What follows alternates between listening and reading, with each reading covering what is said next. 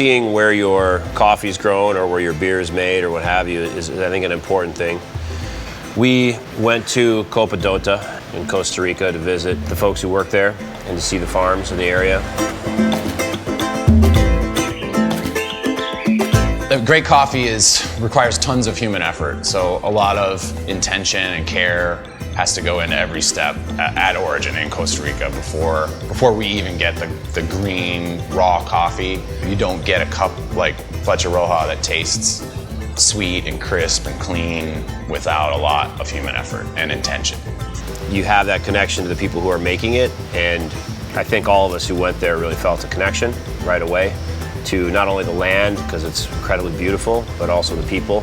We have 850 farmers joining the co-op, and they represent the majority of the community. We impact about 20,000 people total in the total chain, so what we do is so important for the economy of the town and also for social life.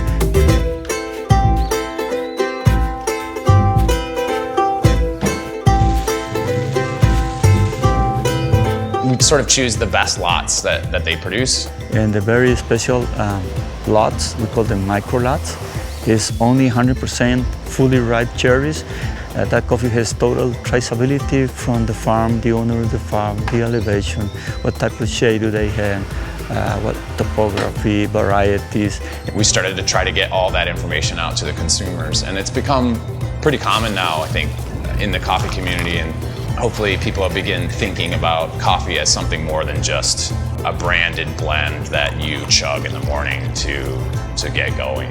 When you see cherries like this, it's a guarantee that the coffee will taste itself very sweet. And because of the elevation here, so it has some acidity also, which is appreciated on the specialty market.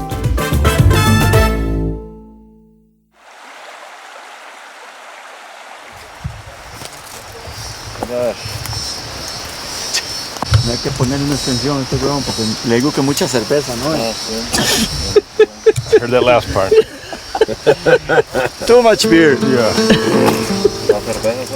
You know, every year I started to think that it would be nice for Goose to select their own lot, and I thought it would be pretty cool if the brewers could actually look at a whole table of coffees from one area and start to think about the subtle differences between each lot instead of the differences between different countries of origin. So we just decided to get more and more specific. Coffee is in everything down there, you know, and where there's coffee, there's communities, and the communities tend to get a great benefit from it. And the way this operation is run is very fair. You just kind of have everyone sharing in the success of the operation. The first time you go to a coffee farm, it's pretty amazing. Most consumers are stunned.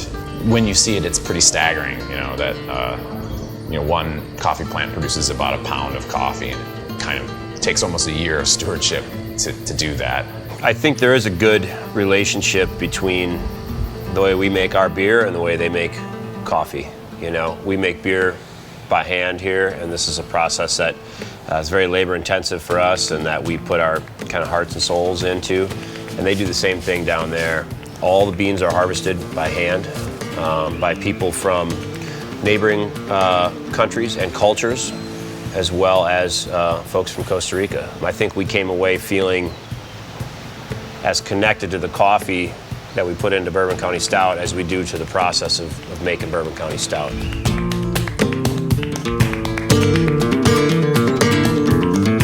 When we begin the process of choosing a coffee to go in the Bourbon County, we do it blind, so we just do it by taste. So we let our palates sort of drive those decisions. Costa Rica, the Flecha Roja has been in those final four, I think, for the last 3 years. It's always been a contender, and it's always tasted great, and it just seems to, one year or the other, has been edged out by some other coffee. So it was, I think it was time. We did get to cup a bunch of coffee while we were there. At a certain point in time, Roberto stopped our group, and the two younger boys who were helping us out, getting everything set and ready, and everything's done very specifically and very methodically.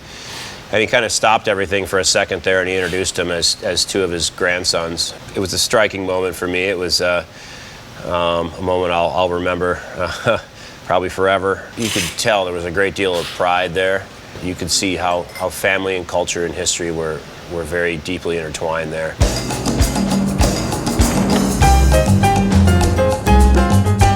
This farm is called El Cidral. It's one of the highest farms in the co-op.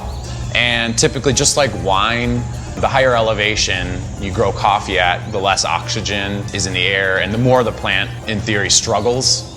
So at the higher elevation, the plants are pushing more nutrients towards those seeds. So typically higher elevation coffees are sweeter, crisper, and cleaner. We kept going up and up and up and up, and we were standing at about it was 1,900 meters, so probably around 6,000 feet of elevation.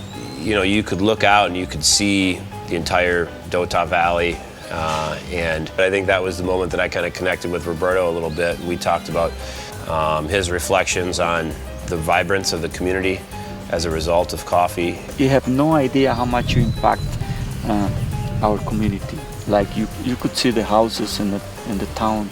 That gives you a close idea of what the coffee represents, because most of everybody lives around coffee here. Sure. Mm-hmm. And opens the doors, talking about opportunities for everybody who wants to go to college, grow on farming, and do whatever. Really. It's an amazing thing. Yeah. And thank you for joining through Intelligentsia us, because this is a part of now you're part of our partners. Right. You're a member of the welcome to the family of coffee producers of Dota Valley in Costa Rica. And then in the end, we ended up picking that coffee. So I thought that was pretty appropriate. Where I gained that understanding, I think, really deeply in that discussion with him. Where that all happened is where this coffee was grown. And this is part of the support we get from companies like Intelligentsia, and now you as a brewers will help us to support the community. We live better, and we have more opportunities, and we live happier and safer at the end. If everybody could make a choice to support something like this that had a direct positive impact on a community, they would probably do it. And so for us to be able to do it it's awesome.